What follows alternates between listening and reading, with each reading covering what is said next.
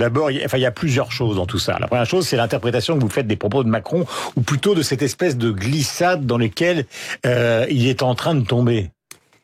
Il a toujours fait ça. Souvenez-vous, pendant la campagne présidentielle, il dit un jour, la colonisation est un crime, en Algérie, est un crime contre l'humanité, et le lendemain, il dit... les pieds noirs, je les aime, je les comprends, vous avez fait de grandes choses, etc. Moi, je pense que, je vais vous dire, soit c'est tactique. Vous voyez, c'est une espèce de cynisme au petit pied. Je veux marcher, je veux plaire aux deux camps, à tout le monde, à chaque fois. Soit, et je serais tenté... Soit c'est en même temps. Non. Soit il n'a pas d'idéologie fixée. Il n'a pas de conviction déterminée. Vous voyez ce que je veux dire? C'est-à-dire qu'il ne sait pas. Je dis toujours, vous savez, vous vous souvenez, je suis venu pour mon livre et je vous ai dit, l'introduction, j'explique ma génération parce que je pense que on est le produit de sa génération avant d'être le produit de ses parents, etc. Macron, il a 40 ans, il est le produit de la génération qui n'a rien appris d'histoire à l'école primaire et secondaire. Je dis pas qu'après il a pas appris, vous comprenez ce que je veux dire. Mais ça marque. C'est-à-dire qu'il est le produit. Lui, il est rentré à l'ENA, pas vous. Il a quand même pris des cours d'histoire. Mais c'est ce que je dis. Mais c'est ce que je dis après. Vous savez, pour rentrer à l'ENA, les cours d'histoire, il faut le vouloir. Non, mais ce que je veux dire, non, comprenez ce que je veux dire. Il peut pas être ignorant. Non, vous comprenez. Je dis pas qu'il est ignorant. Je dis qu'il est le produit d'une école qui, dans les années 90, a expliqué, a eu une vision moralisatrice de l'histoire et en particulier de cette période-là. C'est ça que je veux dire. Et donc, il est aussi entre ce qu'il sait, vous voyez, la vérité historique, oui, c'est Pétain le vainqueur de Verdun, et ce qu'on lui a appris, Pétain le méchant, le diable, etc. Ce qui est complètement idiot d'ailleurs, parce que si on ne sait pas que Pétain est le vainqueur de Verdun, on ne peut pas comprendre pourquoi tout le peuple français va le chercher en 40.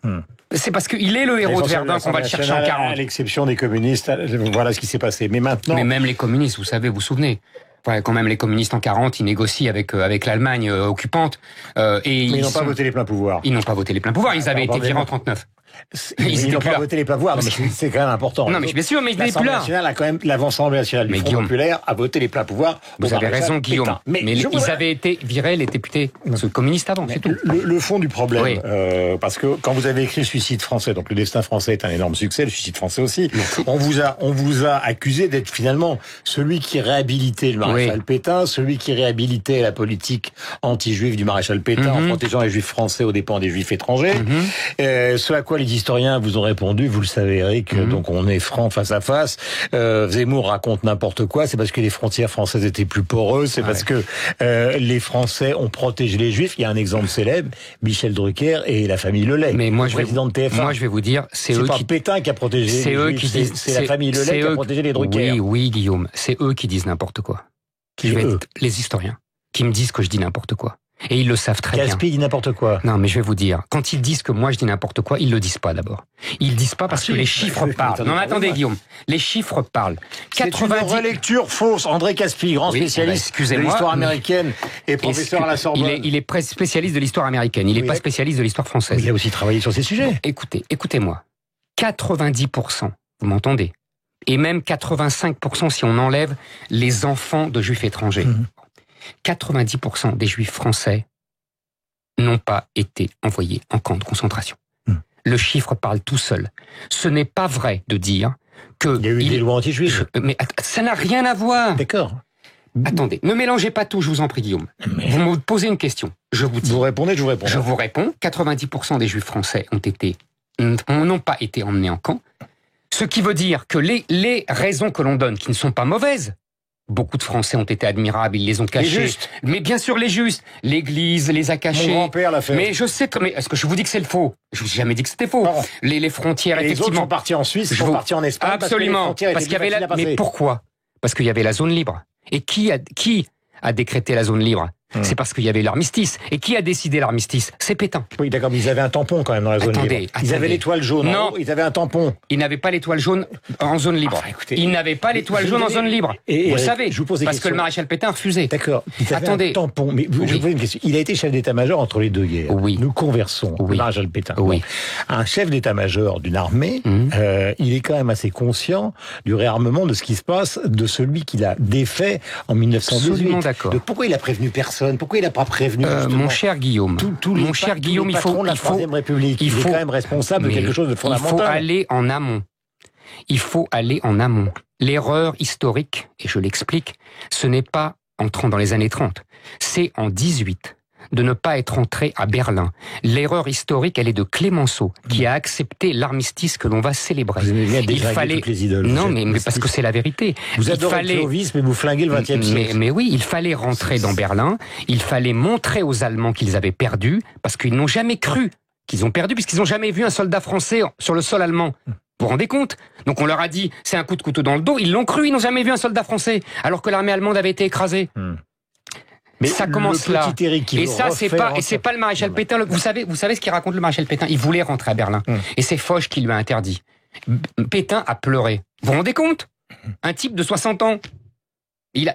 Et c'est pas le seul, hein. Mangin était furieux, Foch était furieux. Tous ces gens étaient furieux. L'erreur, elle est de Clémenceau. Cette passion de l'histoire, elle est compréhensible. Mais vous savez aussi que cette histoire, elle est une tragique et qu'à un moment, puisqu'on est là tranquillement dans le studio le matin, à un moment, il y a un bilan, il y a les justes et les autres. Non, mais ça c'est... Attendez. Vous me permettez? Je vous en prie. Voilà, vous répondez, vous avez tout à fait temps.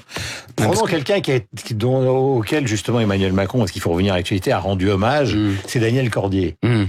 C'est un jeune homme d'extrême droite. Oui. Action française, comme quasiment tous les premiers résistants. Voilà, un jeune homme d'extrême droite.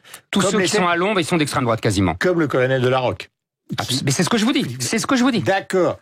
Daniel Cordier change de camp. Donc tout d'un coup, il prend conscience tout de suite de la tragédie de l'histoire et il passe de l'autre côté. Georges Mandel, qui était ministre de l'Intérieur, il a fui à Marseille, il a été arrêté sur place, et il a été livré aux miliciens. Et alors, qu'est-ce que vous voulez me montrer? Que la gauche a toujours raison, que la droite a tort? Ce que je veux vous montrer simplement, c'est qu'il y a un moment, il faut choisir son camp. Oui, il faut choisir son camp. C'est ça même. Il y a les justes et les salauds. Oui, et il y a les justes et les salauds. Et il y a il y a les aveugles et les visionnaires.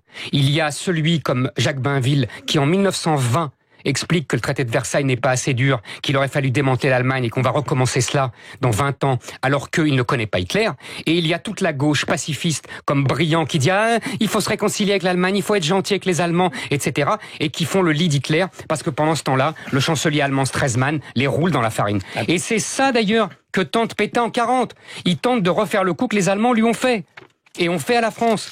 Si vous comprenez pas ça, vous ne comprenez rien à cette période. Je vous lis Pierre Laval, donc Premier ministre à la Chambre des députés le 9 juillet. Effectivement, la réconciliation, Pétain, c'est ce qu'il a voulu au début. Non, pas Pétain, Laval. Depuis longtemps, je suis partisan, je lis. Oui, Laval. Non, attendez. Depuis longtemps, je suis partisan de la réconciliation franco-allemande. En 1940, j'ai demandé l'armistice dans l'intérêt de la France aussi pour permettre une politique de réconciliation entre deux pays qui sont d'une frontière commune et qui ne peuvent continuer à se battre. C'est Pétain. Laval, deuxième page, 530. Laissez-moi parler. Nous n'avons pas d'autre chemin à suivre que celui d'une collaboration loyale entre l'Allemagne et l'Italie. Donc on a vendu la réconciliation et on est tombé dans la collaboration. Et vous dites ça, peinard, en 2018, dans votre studio avec votre popule, alors que la France, en 40, est écrasée, Guillaume. Comme jamais dans son histoire, qu'elle est coupée en deux, que les gens sont sur les routes, qu'on pense que la France va disparaître, Guillaume Durand, qu'on ne fait plus d'enfants depuis 100 ans. Vous savez ce que disait Raymond Aron? Et c'est exactement notre sujet. Raymond Aron, il disait, la France a failli mourir de sa victoire en 18, et elle a été sauvée par sa défaite en 40. Qu'est-ce qu'il voulait dire? Ça voulait dire que la démographie était tellement médiocre depuis un siècle. Vous savez qu'il y avait plus de morts que de vivants dans les dernières décennies du 19e, dans la dernière décennie du 19e siècle. Que la mort de 1,5 million de ses enfants. C'est ça la guerre 14-18, vous êtes d'accord avec moi? Elle a gagné, mais elle a failli en mourir. Mon grand-père a fait 3 ans de service militaire, 4 ans de guerre. Elle a failli en mourir. Il a défendu les tirailleurs sénégalais. On est d'accord. Elle a failli en mourir. Et en 40, quand il s'agit de continuer le combat comme le veut le général de Gaulle, les autres disent mais on ne peut pas de nouveau perdre 1 million d'hommes. La France n'y résisterait pas. C'est ça le contexte. On peut pas dire aujourd'hui, en 2018, celui-là, il est méchant, on a choisi la collaboration. Mais on a perdu, Guillaume. On a pris la raclée de millénaires. On n'a jamais perdu comme ça dans l'histoire de France. C'est un naufrage, a dit le général de Gaulle. Donc on est d'accord. Bah oui. Et ben alors. On est tout à fait d'accord. Alors donc c'est ça le contexte. Il faut comprendre les situations d'après en fonction de ça. Quand vous nous dites, ils ont fait ci, ils ont fait ça. Mais il y avait l'occupant allemand. Mais je suis d'accord avec vous. Non, on dirait pas. Mais non, mais on dirait pas. Excusez-moi, vous êtes là à donner des leçons de morale à des gens qui ont vu la mort de la France en face. Je voulais simplement vous citer, puisqu'on parle des prix Goncourt, Éric Villard, qui a écrit l'ordre du jour l'année dernière. Alors, je sais que j'entends votre... Mais oui, mais parce que c'est vraiment... Vous avez le droit de répondre. Vous avez parfaitement le droit de répondre. Mais oui, je vais répondre. Droit de liberté. Je vais répondre. Gustave Krupp. Pendant des années, ils avaient loué des déportés à Buchenwald, à Flossenburg, à Ravensbrück, à Sachsenhausen, à Auschwitz et bien d'autres. Bon, je vais pas revenir, mais toutes les entreprises allemandes, Bayer, BMW, etc., IG Farben, ont utilisé des gens dans les camps, les ont travaillés alors qu'ils étaient malades, etc. Tout ça, ce que je veux simplement dire, parce que moi, je n'ai pas la prétention ni le talent de relire cette histoire, mais il y a quand même des gens qui savaient. Il y a quand même des gens qui étaient au courant, parce que ça, c'est pas en 40, c'est juste avant. Donc, tendre la main à ces gens-là en 40, après une défaite qui est une honte. Mais vous ne tendez pas la main, Guillaume. Tendre les gens à des gens qui avaient ces pratiques-là, vous avez vu les damnés de Visconti. C'est quand même une grande saloperie. Oui, bien sûr, mais oui, et alors ? Et alors, on choisit pas son vainqueur. Mais c'est pas que ça me gêne pas. D'abord, la saloperie, elle est générale. Vous avez vu ce qu'a vu Staline, ce que faisait Staline en face. J'ai pas dit vous avez vu, d'abord. Et deuxièmement, on a perdu la guerre. Oui. Vous comprenez ça? Il y a une scène absolument extraordinaire à Saint-Florentin, 41, entre Göring, je crois, si je dis pas de bêtises, et Pétain. Et Pétain lui dit, vous nous avez promis de nous renvoyer les prisonniers, parce qu'il y a cette pression-là, il y a 1 million de prisonniers. Tout le monde attend son mari, son père, son fils, etc. Et les Allemands font pression, c'est du chantage là-dessus. Bon, si les Français ne cèdent pas à leurs exigences, ils ferment le robinet des prisonniers. Bon, et Göring, je crois que c'est Göring, mais je suis pas sûr, il faudrait vérifier. Il lui dit, mais qui a gagné la guerre, monsieur le maréchal? Et encore, les Allemands respectaient Pétain, on en revient à notre début de conversation, à cause de Verdun.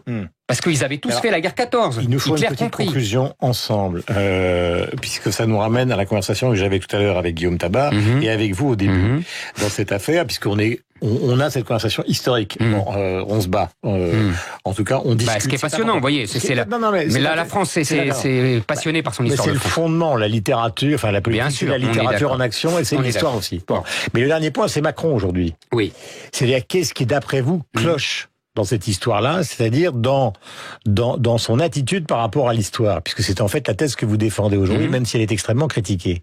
Qu'est-ce qui cloche dans son approche de l'histoire? Mais ce qui cloche, je vous dis... Qui a cloché avec Mitterrand et Papon? Je vous dis, c'est que ça n'a pas cloché avec Mitterrand et Papon, c'est un autre sujet, ça. C'est un autre sujet. Mais ça a été quand même une tragédie. Mitterrand, au moins, il savait ce qu'il pensait de l'histoire. Et il savait que tout n'était ni noir, ni blanc, mais gris. Même sur Pétain, etc. Ce que j'essaye d'expliquer dans mon livre. Bon, Mitterrand aurait davantage compris mon livre que Macron.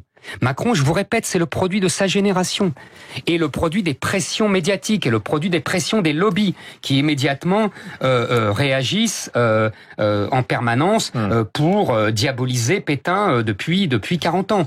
Je vous assure que Macron ne sait pas où il habite. C'est ça ma thèse.